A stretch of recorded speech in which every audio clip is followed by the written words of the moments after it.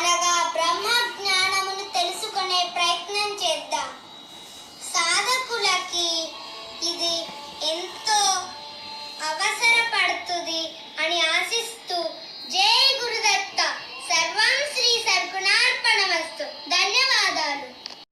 జై గురుదేవా. ఈ ఆత్మజ్ఞాన సంబంధమైన మూల సూత్రం, దాన్ని ఎరుకులో ఉంచుకునే సాధన ద్వారా దాన్ని సమన్వయం చేసుకుంటూ జీవిత పరమలక్ష్యమైనటువంటి ఆత్మజ్ఞానం, సద్గురు అనుగ్రహం, అనుభవం, ఆత్మానుభవం పొంది జీవన్ముక్త స్థితిని పొందటానికి సాధకుడు ప్రయాణించవలసిన మైలురాళ్ళు, తత్సంబంధ విషయాల్ని తెలుసుకునే ప్రయత్నంలో ముందుకు వెళ్ళే ప్రయత్నం చేస్తే ఏమంటారంటే మహాత్ములు, నేను అన్న భావన ఉన్నంత వరకు భక్తి మార్గమే సులభం అని చెప్తారన్నమాట. ఇంతకు ముందు అనుకున్నట్టు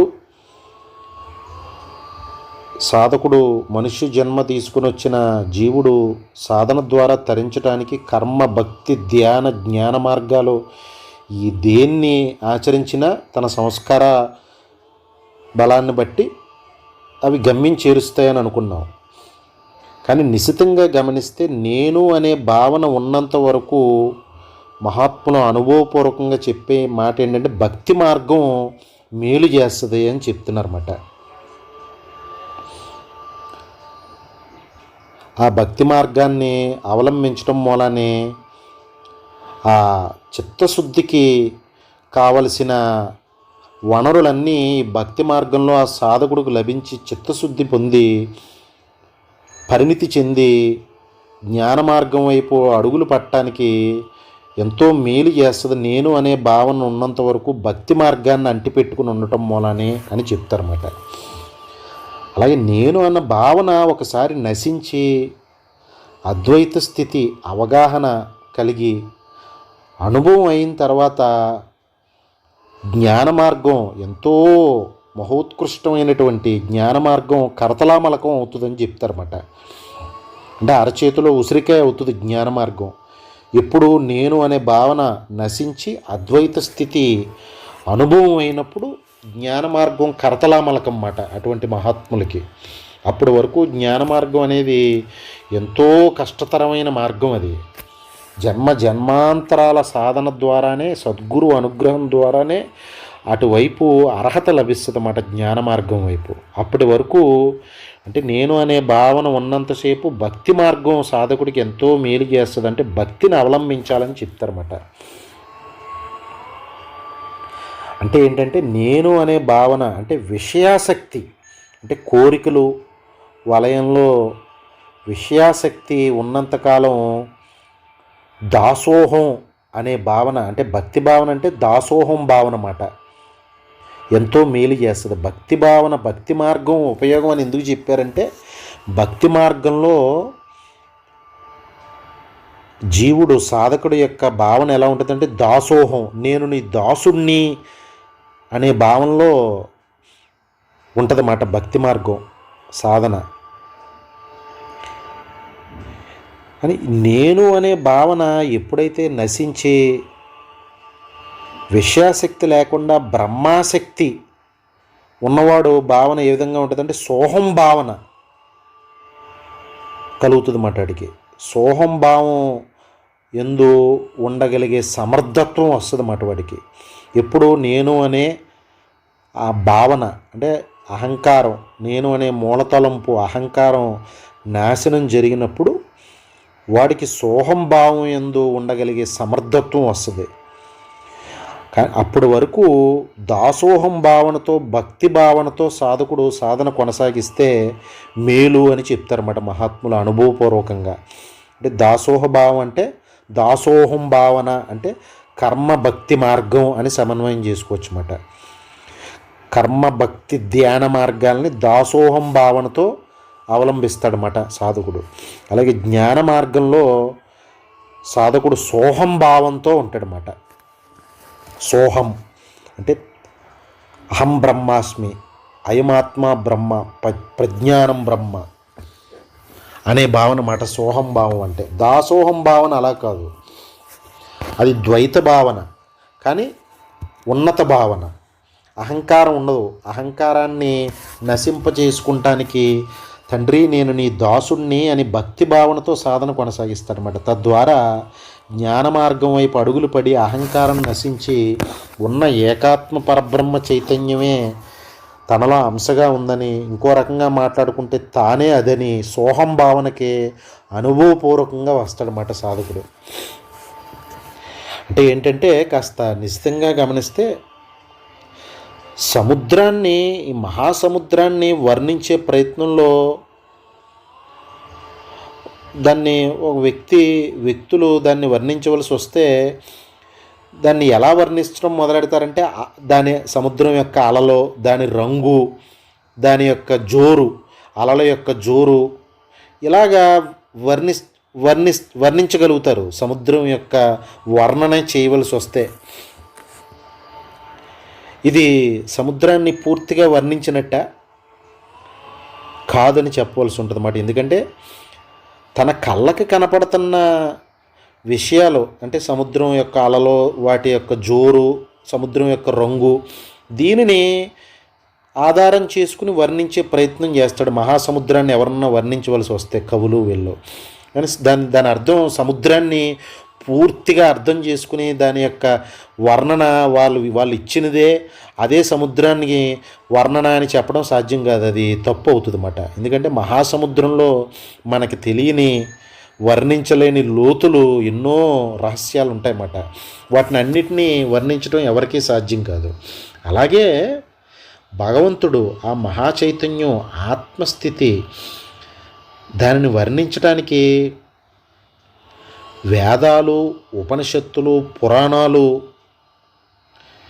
ఏమని అన్నాయంటే అవి అతన్ని, ఆ జ్ఞానిని, ఆ జ్ఞానావస్థని పూర్ణానందుడని, ఆనందస్వరూపుడని వర్ణించినమాట. కానీ దాని అర్థం అదే పూర్ణమైన వర్ణన, అంటే ఆత్మకి, మోక్షస్థితికి, ముక్తస్థితికి, జ్ఞానిస్థితికి, జీవన్ముక్త స్థితికి ఇదేనా పూర్ణమైన వర్ణన? పూర్ణానందుడని, ఆత్మస్వరూపుడని అంటే అదేనా పూర్ణమైన వర్ణన? కాదని చెప్పవలసి ఉంటుంది అన్నమాట. అంటే ఏమి తెలుసుకునే ప్రయత్నం, సమన్వయం చేసుకునే ప్రయత్నం చేస్తున్నామంటే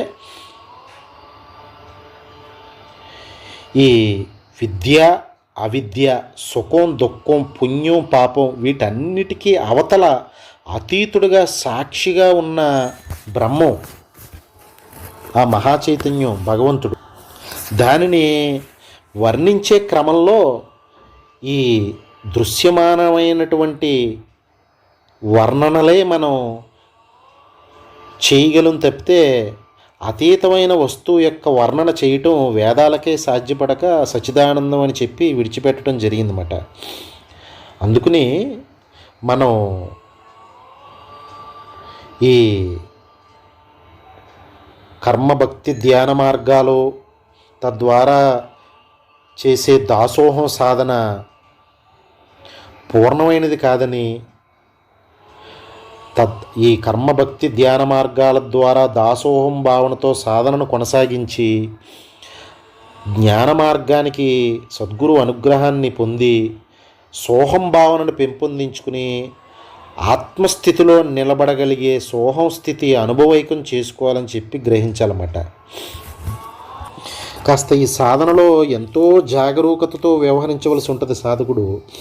కాస్త మాయ కాచుకుని కూర్చుని కాటు వేయటానికి సిద్ధంగా ఉంటుందన్నమాట. కాస్త ఏమని గ్రహించాలంటే సాధనలో ఎంతో కొంత సద్బుద్ధితో సత్సంకల్పాలు చేయటం మొదలుపెట్టిన సాధకులు కూడా గ్రహించవలసిన విషయం ఏదంటే మానవుడు ఎప్పటికీ ఏనాటికి లోకహితం చేయలేడు అని గ్రహించాలన్నమాట. ఎందుకంటే భ్రమల్లో అహంకారాన్ని, వాళ్ళు చేసే మంచి, లోకానికి చేసే దాన ధర్మాల వల్లనే లోకానికి ఏదో మేలు చేసేస్తున్నామని అహంకారాన్ని ఇంకా పెంచి పోషించేసుకుంటూ ఉంటారన్నమాట. భ్రమలో, అజ్ఞానంలో సాధనలో ఉన్న వాళ్ళు కూడా ఇటువంటి మాయలో పడతారు ఒక్కొక్కసారి. అందుకని ఇక్కడ హెచ్చరిక ఏం చేస్తారంటే మహాత్ములు, మానవుడు ఎప్పటికీ ఏనాటికి లోకహితం చెయ్యలేడు అని గ్రహించాలన్నమాట. మానవులు చేసే కర్మలు అవి వారికి మేలు చేస్తాయి, అంతే, వారికి మేలు కలిగిస్తాయి. నిష్కామ భావంతో కర్మలు కనుక చేస్తే, వాటిని ఆచరిస్తే అవి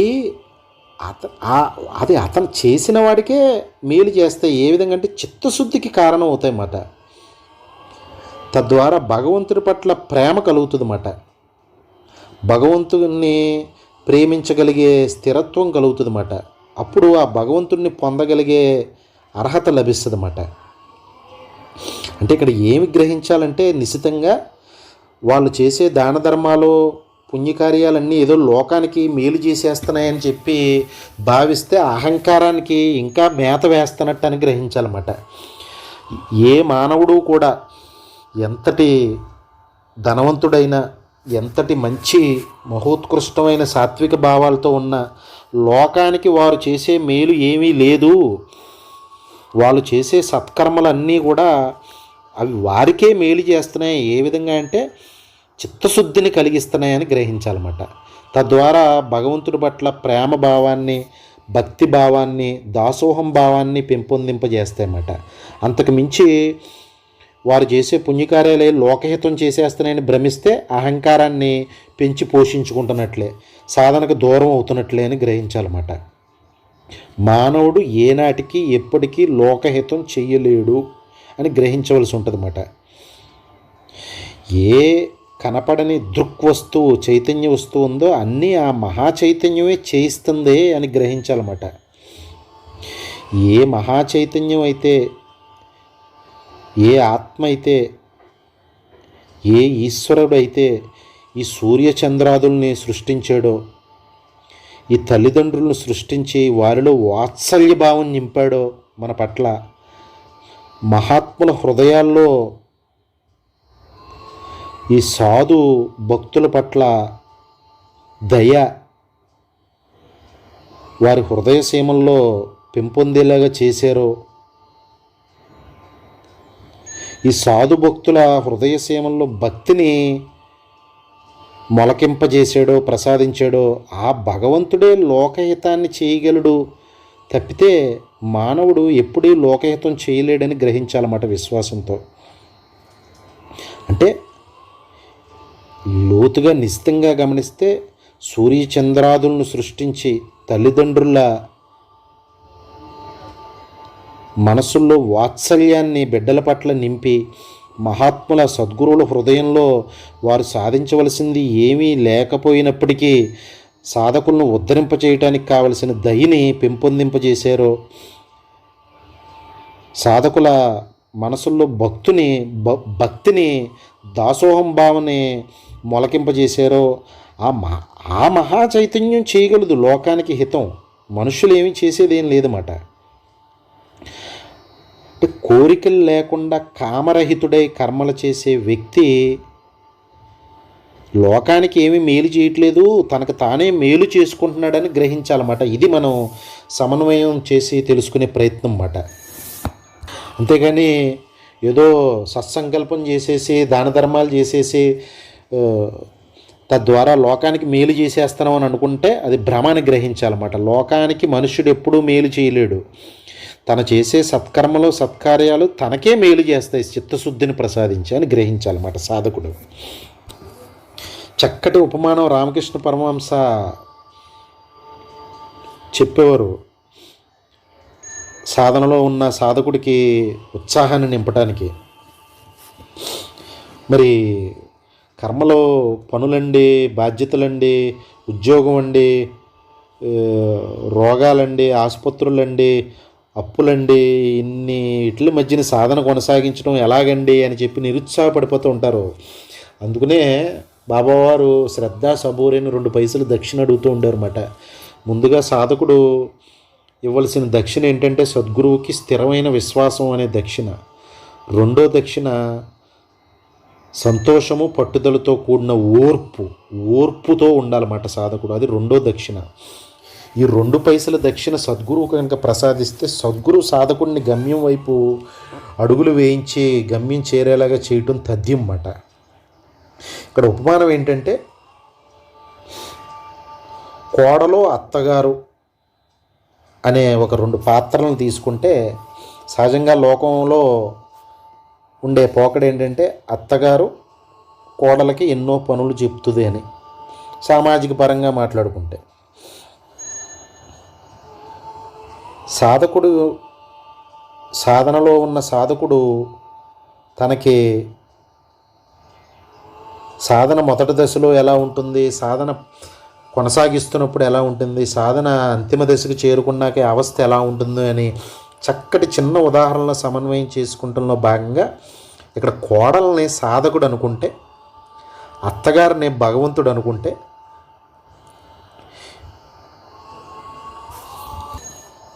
భగవంతుడు ఈ సాధకుడికి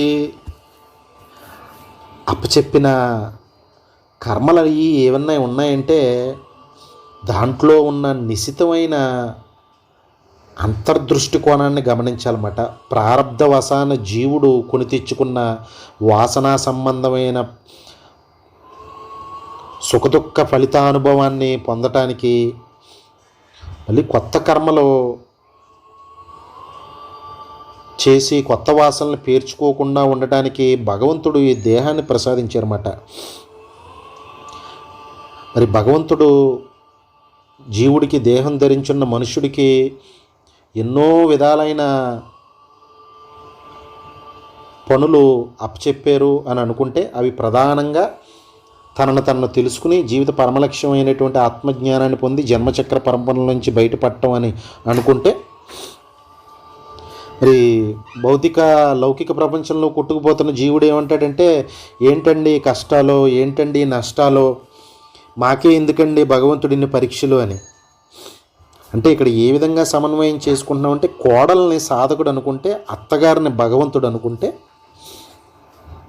అత్తగారు ఎన్నో విధాలైన పనులు అప్పచెప్తూ ఉంటారన్నమాట కోడలకి. ఒక్కొక్కసారి అవి చాలా కష్టంతో కూడుకుని ఉంటాయి కోడలకి, వాటిని భరించడం కూడా ఇబ్బందిగా ఉంటుంది. ఒక రకమైన కష్టసాధ్యంతో ఉంటాయన్నమాట అవి. అదే మరి కోడలు గర్భం కనుక దాలిస్తే ఎన్నో రకాలైనటువంటి పనులు అప్పచెప్తున్న అత్తగారు కోడలు గర్భం దాల్చగానే అందులో కొన్ని పనుల్ని తగ్గించడం గమనించవచ్చు మాట. లోకంలో గర్భం దాల్చిన మొదటి దశలో కొన్ని పనులు తగ్గిస్తారు. అలా నెలలు నిండే కొలిది కర్మలు పనులు అత్తగారు కోడలికి ఇచ్చే పనులు తగ్గించుకుంటూ వస్తారు. ఆ నవమాసాలను నిండిన తర్వాత అత్తగారు ఇంకా కోడలికి ఏ పని అప్పచెప్పరన్నమాట. కూర్చోపెట్టి బిడ్డను చూసుకున్నట్టుగా చూసుకుంటారన్నమాట. అలాగే ఇక్కడ కోడలని సాధకుడు అనుకుంటే, అత్తగారిని భగవంతుడు అనుకుంటే, ఇక్కడ గర్భం దాల్చడం అంటే ఏంటంటే సాధన అన్నమాట. సాధనలో కర్మ నుంచి కర్మ భక్తి ధ్యాన మార్గాల ద్వారా జ్ఞాన మార్గం వైపు అడుగులు పడి సద్గురువు అనుగ్రహం ద్వారా ఆత్మజ్ఞానాన్ని అనుభవం చేసుకునే సాధననే గర్భం దాల్చడం అని అనుకుంటే, గర్భం దాల్చిన మొదటి నెలలో కర్మ భక్తి ధ్యాన మార్గాలు అని అనుకుంటే, నెలలు నిండిన స్థితిని ఆత్మజ్ఞాన స్థితి అని అనుకుంటే, భగవంతుడి వైపు సాధకుడు ఎంతగా అడుగులు వేస్తున్నాడో, ఆయన అత్తగారు నెలలు నిండే కొలది కోడలకి పనులు తగ్గించినట్టుగా సాధనలో ఉన్న జీవుడికి కర్మ నుంచి భక్తికి, భక్తి నుంచి ధ్యానానికి, ధ్యానం నుంచి జ్ఞానానికి, ఆ జ్ఞానం సద్గురు అనుగ్రహం ద్వారా అనుభవం అవుతున్న ఈ మైలురాళ్ళని దాటుకుంటూ వెళుతున్న అవస్థలలో అత్తగారు కోడలకు పనులు తగ్గించినట్టుగానే నెలలు నిండిన తర్వాత ఆమెకి పూర్తిగా పనులు తగ్గించినట్టుగానే ఆ భగవంతుడు సాధకుడికి ముందుకు వెళ్ళే కొలిది ఈ కర్మ నుంచి విడిపడే అవకాశాన్ని కల్పిస్తారన్నమాట. ఒకవేళ కర్మంటూ చేసినా అది ఏ విధమైన కర్తృత్వ భావన లేకుండా ఫలాశక్తి రహితంగా కర్మయోగాన్ని ఆధారం చేసుకుని జన్మలకి కారణం కాకుండా బంధహేతువు కాకుండా నిష్కామంగా చేసే మెలకువ ఏర్పడి దేహంతో ఉండి కర్మలు చేస్తున్నా సరే తగులుకోకుండా కర్మలు చేయగలిగే అద్వైత స్థితి, జీవన్ముక్త స్థితికి చేరుకునేలాగా చేస్తారన్నమాట భగవంతుడు ఆ జీవుణ్ణి. అంటే ఏమి గ్రహించాలంటే సాధనను కొనసాగిస్తున్న జీవులు నిరాశ నిస్పృహలకు లోనవ్వకుండా, కర్మల గురించి ఆందోళన పడకుండా, గర్భం దాల్చిన కోడలకి అత్తగారు పనుల్ని క్రమంగా తగ్గిస్తూ నెలలు నిండిన తర్వాత పూర్తిగా పనులు ఏ విధంగా అయితే తీసివేస్తుందో అలాగే సాధకుడికి భగవంతుడు సాధనను కొనసాగిస్తున్నంత సేపు కర్మలను మెల్లిగా తగ్గిస్తూ జ్ఞానావస్థ కలిగిన తర్వాత ఆ కర్మల నుంచి విముక్తం కూడా ఆ భగవంతుడే, ఆ ఆత్మే, ఆ చైతన్య వస్తువే చేస్తుందని గ్రహించాలన్నమాట సాధకులు. అంతవరకు విశ్వాసంతో సాధనను కొనసాగించాలన్నమాట. నెలలు నిండి బిడ్డకు జన్మనిచ్చిన తల్లికి ఇంక వేరే పనే ఉండదు, కేవలం ఆ బిడ్డను చూసుకుంటమే. అలాగే ఈ సాధనను కొనసాగించి ఆత్మజ్ఞానాన్ని పొంది ఆత్మజ్ఞాన స్థితిని అనుభవం చేసుకున్న జ్ఞాని చేయవలసిన కర్మలు ఏముండవు. ఇంకా కేవలం ఆ ఆత్మజ్ఞానావస్థని అనుభవిస్తూ భూమి మీద జీవన్ముక్తులుగా నడియాడటమే. కర్మలై చేయవలసి వచ్చిన అకర్తృత్వ భావనతో లోక కళ్యాణార్థం చేసే స్థితికి చేరిపోతాడనమాట ఆ సాధకుడు. కాస్త ముందుకెళ్ళే ప్రయత్నం చేస్తే ఆ ఉన్న ఏకాత్మ పరబ్రహ్మ చైతన్యాన్ని ఒక్కొక్కరు ఒక్కో విధంగా వర్ణిస్తూ ఉంటారు. జ్ఞానులు దాన్ని పరబ్రహ్మం అంటే, యోగులు దాన్ని ఆత్మ అని అంటారన్నమాట. భక్తులు దాన్నే భగవంతుడు అని అంటారని గ్రహించాలన్నమాట. ముందుగా ఘనీభవించిన మంచుకొండగా ఉన్న మహాపర్వతం సూర్యుడు ఉదయించగానే ఆ మహా ఘనరూపంలో ఉన్న మంచుకొండ నీరుగా మారిపోయినట్లు జ్ఞానభాస్కరుడు ఉదయించగానే సాకార నామరూపములు తొలగి నిరాకార నిర్గుణ పరబ్రహ్మం అనుభవం అవుతుందన్నమాట సాధకుడికి. అంటే అంతటా అన్నింటా నిండి నిబిడీకృతమైన బ్రహ్మ చైతన్యం గోచరం అవుతుందన్నమాట సాధకుడికి. అంటే ఇక్కడ కాస్త సాధనాపరంగా సమన్వయం చేసుకునే ప్రయత్నం చేస్తే మహాత్ములు ఒక ఉపమానం ద్వారా ఏమంటారంటే, ఒక చెంబు నీటితో దేహం తీరుతున్నప్పుడు, ఒక చెంబు నీరు తీసుకుంటే దేహం తీరిపోతుంటే ఇంకా జలాశయంతో పనే ఉంది. జలాశయంలో ఎంత నీరుందో తెలుసుకోవాల్సిన అవసరం ఏముంది? ఆ జలాశయంలో ఎంత నీరుందో తెలుసుకుంటానికి కాలం గడపవలసిన అవసరం ఏముంది అని చెప్తారన్నమాట. చక్కటి ఉపమానం. అంటే ఒక చెంబు నీటితో దేహం తీరిపోతుంది, ఇంకా జలాశయాల గురించి అందులో ఉన్న నీరు ఎంత ఉందో తెలుసుకునే ప్రయత్నం చేయటం అవసరమా? కాస్త రామకృష్ణ పరమహంస ఈ ఉపమానం చెప్తూ ఉండేవారు చమత్కారంగా.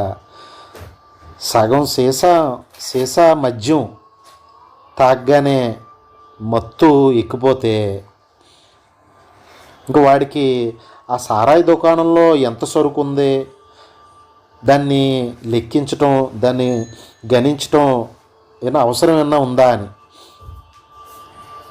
చెంబు నీరుతో దేహం తీరిపోతే ఇంకా జలాశయంలో ఉన్న నీరుని లెక్కించే ప్రయత్నం ఎలా వృధావో, సగం మద్యం సీసాతోటే మత్తు ఎక్కిపోతే ఏ ప్రయోజనం కోరి మద్యం దుకాణానికి వెళ్ళాడు? మత్తు తెచ్చుకోవడానికి. సగం సీసాను తాగడం ద్వారానే మత్తు ఎక్కిపోయింది వాడికి. ఇంకా ఆ దుకాణంలో ఎన్ని సీసాలు ఉన్నాయి, ఎంత మద్యం ఉందని లెక్కించటం ఎంత నిష్ప్రయోజనమో, అమాయకమైన పనో. అలాగే ఈ అనంతమైన సచిదానంద పరబ్రహ్మ చైతన్యం ఆత్మజ్ఞానాన్ని అనుభవకం చేసుకుని ఆ అనంతుణ్ణి సంపూర్ణంగా అనుభవీకం అయిన తర్వాత ఇంకా అనంతుడి లక్షణాలు ఏంటి, ఆ అనంతుడు గుణగణాలు ఏంటి, వీటి గురించి తెలుసుకోవాల్సిన అవసరం ఏముంది?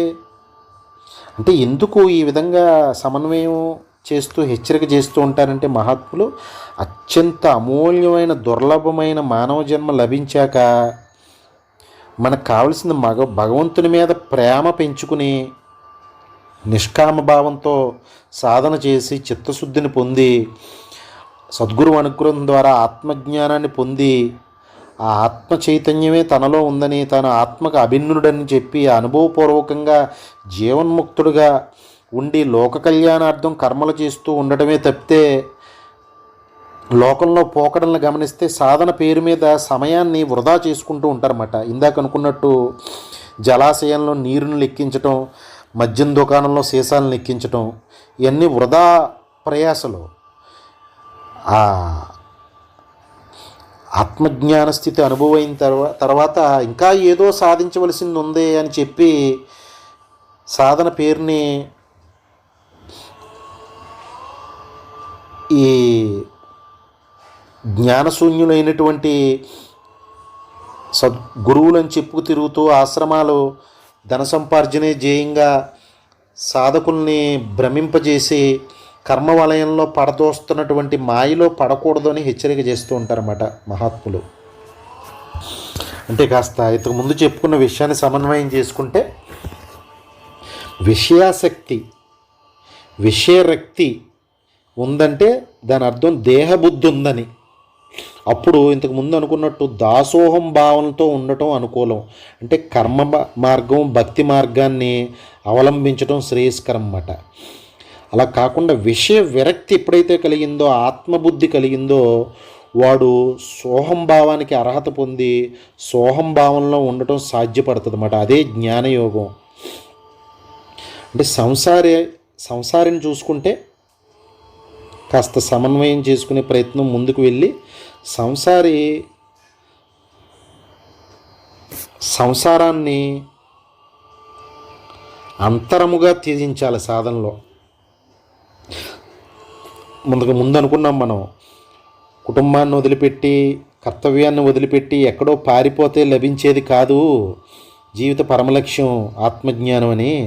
అది ఉన్న చోటే ఉండి, ఉన్న స్థితిలోనే ఉండి కర్తవ్య నిర్వహణ చేస్తూ సాధించవలసిందని ఎన్నోసార్లు చెప్పుకున్నాం మనం. అంటే సాధనలో సంసారైనా గృహస్థైనా త్యజించవలసింది ఏంటంటే సంసారంలో ఉండి ఆంతరంగికంగా త్యజించవలసింది త్యజించాలన్నమాట, బాహ్యంగా కాదు. సంసారాన్ని ఆంతరంగికంగా త్యజించాలన్నమాట. అదే సన్యాసి ఏం చేస్తాడు, సంసారాన్ని బాహ్యంగా మరియు అంతరముగా రెండిటిగా త్యజించాలి. సంసారి అలా బాహ్యాన్ని త్యజించడం కుదరదు, బాహ్యపరమైన కర్తవ్యాన్ని, బంధాలని. సన్యాసి బాహ్యంగా త్యజించవలసినవి ఉంటాయి, ఆంతరికంగా త్యజించవలసినవి ఉంటాయి సన్యాసికి. కానీ సంసారికి ఆంతరికంగానే త్యజించాలి. బాహ్యపరమైన కర్తవ్య నిర్వహణ త్యజించడం సంసారికి కుదరదన్నమాట, త్యజించకూడదు కూడా. ఈ విషయాన్ని చాలా నిశితంగా గమనించాలి. ఈ సమన్వయం కుదరక చాలామంది సాధన అంటే సంసారాన్ని వదిలిపెట్టి ఎక్కడికో కొండగుట్టల్లోకి పారిపోవటం అని, ఆశ్రమాలను బట్టి తిరగటం అని చెప్పి ఈ ఆశ్రమాల బారిన పడి ఎంతో ధనాన్ని కోల్పోవడం, చివరికి అగమ్యగోచరమై సాధన మళ్ళీ జన్మచక్ర పరంపరలో పడిపోవటం కళ్ళెదురుగుండా చూస్తాం ఇప్పుడు మాయామయమైన జగత్తులో. అందుకని ఎంతో జాగరూకతతో సాధన అంటే ఆంతరికమైన త్యజించడం అని సంసారులు, గృహస్థులు గ్రహించాలన్నమాట. నిజమైన సన్యాసి బాహ్యంగాను ఆంతరికంగాను రెండింటినీ త్యజించవలసి ఉంటుందన్నమాట సాధనలో. కాస్త ఈ విషయాన్ని ముందు తెలుసుకునే ప్రయత్నం చేద్దాం. సర్వం శ్రీ సద్గురార్పణమస్తు. జై గురుదత్త.